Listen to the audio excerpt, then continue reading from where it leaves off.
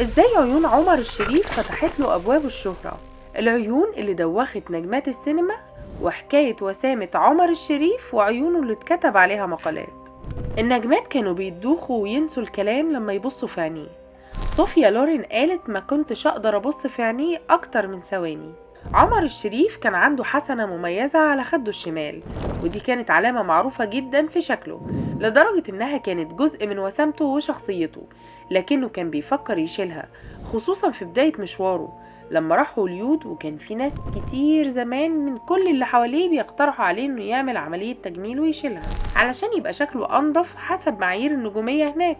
في الوقت اللي كان عمر الشريف بيجهز للسفر للندن لدراسة التمثيل، اتقابل صدفة مع يوسف شاهين، واللي عرض عليه فرصة العمل في فيلم مع فاتن حمامة اسمه صراع في الوادي. وقتها عمر كان طاير من الفرحة، أول فيلم مع فاتن حمامة وبطولة كمان، عقبة واحدة بس اللي عكننت عليه فرحته: الحسنة اللي في وشه.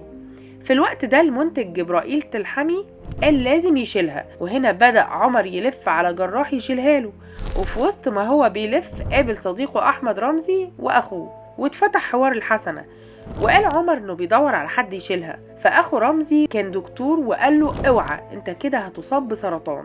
سمع عمر الكلمة دي وراح جاب عقد الفيلم وطيران على يوسف شاهين، وقال له مش هقدر اشيل الحسنة، وادي عقد الفيلم اهو، انا مش هكمل. وبما ان شاهين كان متمسك جدا بعمر، راح لتلحمي وقال له بلاش يشيلها، دي حتى مناسبة لشكله في الفيلم.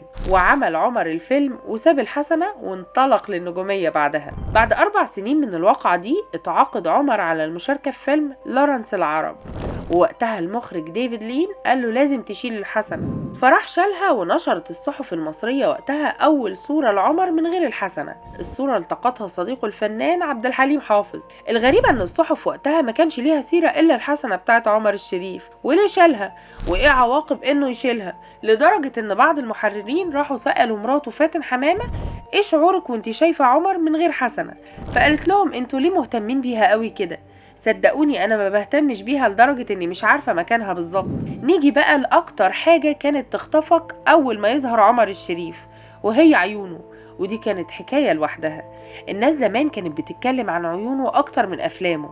عيونه الواسعة الملونة اللي كان فيها لمعة مميزة جدا كانت واحدة من اهم اسباب شهرته وجاذبيته كمان، خصوصا في الغرب كانوا بيقولوا ان عيونه بتتكلم قبل ما لسانه ينطق.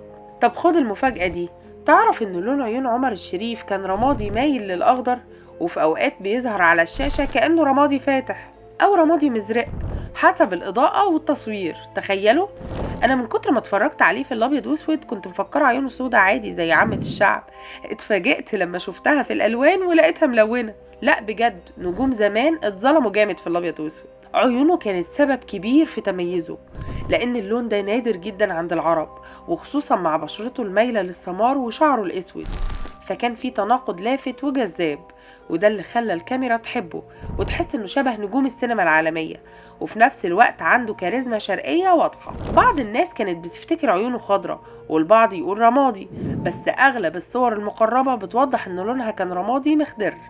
في بداية مشواره في هوليود، الصحافة الأجنبية كتبت عنه الممثل الشرقي صاحب العيون الساحرة، ودي كانت من أول الحاجات اللي لفتت انتباه المخرج العالمي ديفيد لين لما اختاروا لدور لورنس العرب.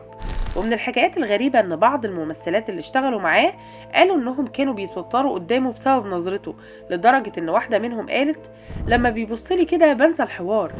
اما الممثلة العالمية صوفيا لورين فقالت في لقاء ما كنتش قادرة ابصله في عينيه اكتر من ثواني علشان عنده نظرة تقدر تخلي اي واحدة تنسى هي كانت بتقول ايه. وحتى باربرا سترايسند اللي مثل معاها فيلم فاني جيرل كانت بتقول ان نظراته كانت بتخلي المشهد يعيش لوحده من غير ما يتكلم. وفي بداياته مع يوسف شاهين هو اللي لاحظ جمال وجاذبية عيونه وقال له عيونك دي سينما لوحدها يا ميشيل، وكان لسه اسمه وقتها ميشيل، وقتها قبل ما يبقى عمر الشريف. وفي لقاء قديم عمر الشريف اتسأل هل فعلا عيونك هي سبب شهرتك؟ ضحك وقال لو كانت عيوني بس كانوا جابولي دوبلير يتكلم بدالي. وعلى فكرة عيونه دي ما كانتش بس وسيلة جذب، كانت كمان أداة تمثيل قوية جدا.